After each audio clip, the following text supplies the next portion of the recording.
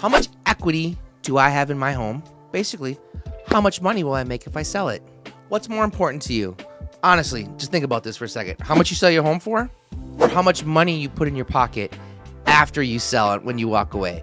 In today's video, we're going to talk about 5 things that I kind of look at when I'm determining what I think a home will list at and what I think a home will sell for. All right, let's jump into it. What's up, everybody? My name is William Huffman. I'm a local real estate agent here in the state of Minnesota. I'm team leader for RE/MAX Results, a Good Life group. It's kind of cool. It's kind of sweet. Got some sweet homies I work with. I'm a coach for a national company. I'm in the top 1.73% for RE/MAX in the world. I get to work with my wonderful wife every single day. She is the reason this operation keeps rocking and rolling. And on this channel, I like to talk about well, what it's like when you sell a home. I'm on the listing side of things. I don't work with a ton of buyers. I'm a listing focused agent, and I specialize in everything listings. So that's what this channel is going to bring to you. All right, let's just jump right into it. It's my job to give you all the information you need to make an informed decision. And today I'm going to talk about 5 things that I deem extremely important when talking about bringing your property to market. All right, number 1, data points. Now, some people refer to these as comps or comparables. I think of it more of like an SAT question. Not all data points are comparables, but all comparables are data points. So when I come to your property, I'm not going to cherry pick the information I'm going to show you. I'm going to bring way more than we need. I'm going to bring some below your value, some above your value, and I'm going to bring between 25 and 50 data points. And from there, we're really going to dive into what's going on in your neighborhood. Here's the thing. I've made this mistake in the past when I was very new. Say they had a Rambler and all I brought was 1-level Ramblers. Well, if the Joneses house down the street just sold and yours is a Rambler and theirs is a 2-story, everybody thinks their house is amazing, right? So if I don't show you the Joneses house that sold just down the street because you hang out with them all the time, I think I'm not going to show you everything. So I find it very important to bring a ton of data points. So I got to stop there. Otherwise, my editor's going to yell at me for rambling too much on this, but I love data. I'm a data and price nerd. Number 2 thing I'm going to look at is condition. To put this pretty quickly here is, in this market we're in right now, people are not purchasing properties that need to be fixed up. Money isn't cheap right now. We're in the 6s and 7s for interest rates. Now, when money was super cheap and we were in the 3s or 4s, people would do whatever they needed to. They would get lines of equity and they would do fixer-up properties. But right now, condition is incredibly important to bring a property properly to market. Number 3, valuable versus marketable. Here's a great way of explaining this. You have a pool. You just spent $100,000 on a pool. Say you have a $600,000 home. You spent $100,000 on a pool. You have a $600,000 home. Now, say there's a clone of your house right next door and they do not have a pool. Some people might find that pool more marketable, more enjoyable, so it might bring more value to the property. So it might make your property more marketable to some, and to others who don't want a pool, it makes it less marketable. So here's another example. Homes are expected to have operating furnaces and operating windows and a functioning roof and doors that work and appliances and all of that, right? Let's say that 5 years ago, you just put in brand new windows, and say you have a 1960s home and now you have, just 5-year-old windows. And the house right next door has 1960 homes, is a 1960 home, but it has 1960 windows.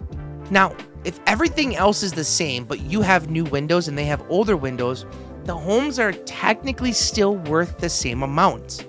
There might be a slight variance when it comes to appraisers, but I don't want to get too nitty-gritty in this.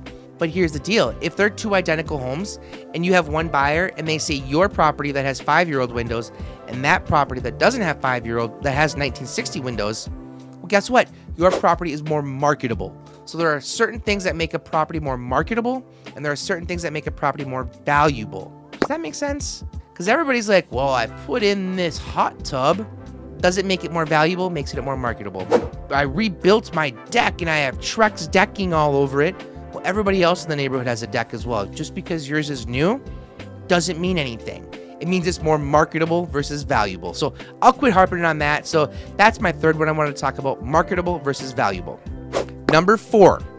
All right, this is presentation. When I'm looking at the property, how can I present the property properly to market?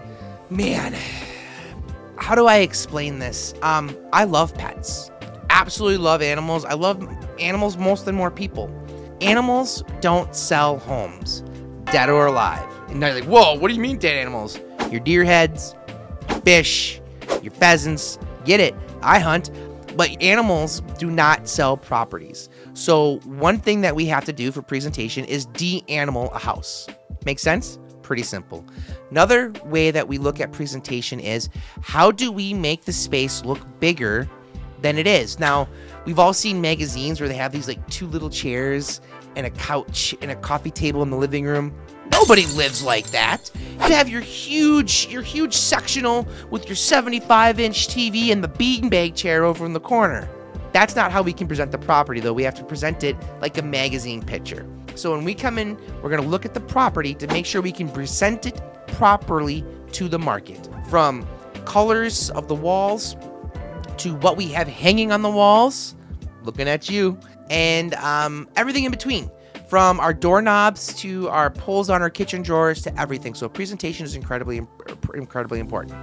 All right, and the last thing I'm going to look at, not the last thing, but the last one I'm going to talk about today, there's about a billion different things I look at, is number 5, ROI. What projects can we tackle that are going to bring us our largest return on investment?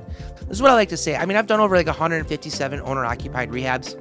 So, I mean, I've done a lot of work on properties. I do not have my GC because I was going to get it. My wife said, hey, do you want to be a GC or do you want to be a real estate agent? Well, the hours are slightly better with a real estate agent. Slightly. So, I'm not going to spend $1 to make $1. That's just ridiculous. That's just time wasting. If I'm going to spend $1, it's going to be make $1.10, $1.15, or $1.25. So I'm looking for between a 10 to 25% ROI, return on investment, on any project that I decide that we should take on. Carpet is one of them. Bad carpet will cost you $2. Say if it costs you $3 per square foot for new carpet, it'll cost you $6 per square foot in price if you don't. It literally will cost you double what it would be to fix it if you don't fix it. Same thing with paint. We can't have obnoxious colors. Kids' rooms are actually pretty okay. Like your kids' room can be the Minecraft green. It can be Barbie pink. It's all good. Kids' rooms are kind of off limits, but the rest of the house needs to be more neutral. So that's just one of the examples of what we have to do to consider what's best for our ROI. One last thing I'm going to talk about in ROI. When people say, I just got a new roof, that makes it more marketable than it does valuable. So just because you put a $10,000 roof on a property, which is that'd actually be pretty cheap, doesn't mean we can increase the price by $10,000 because people expect to have a functioning roof. That's the 5 things that I'm going to talk about in this video. I'm sure there'll be more videos talking about this, and these are the 5 that I wanted to chit chat with you about today. All right, if you found this video valuable, there's a couple things I need you to do. I need you to subscribe. You guys know the bit. I need you to subscribe. And I need you to comment. And all of my information is below. If you want to contact me, please feel free to do so. But one of the ways that you can help me in this up-and-coming YouTuber here is by liking and sharing this video and commenting on it. I really appreciate it. And if you did find this information valuable and you want to go deeper, like I said, my contact information is below. All right. So there it is. That's my video. That's my 5 things that I look at. Actually, more like 3, but 5 sounds better than 4. That's a Common Man reference, but I did it wrong there. And if you found this great, like I've said about 17 times now, reach out. I'd love to connect. Thank you so much for your time. I really appreciate it. And as always, we out. Deuces.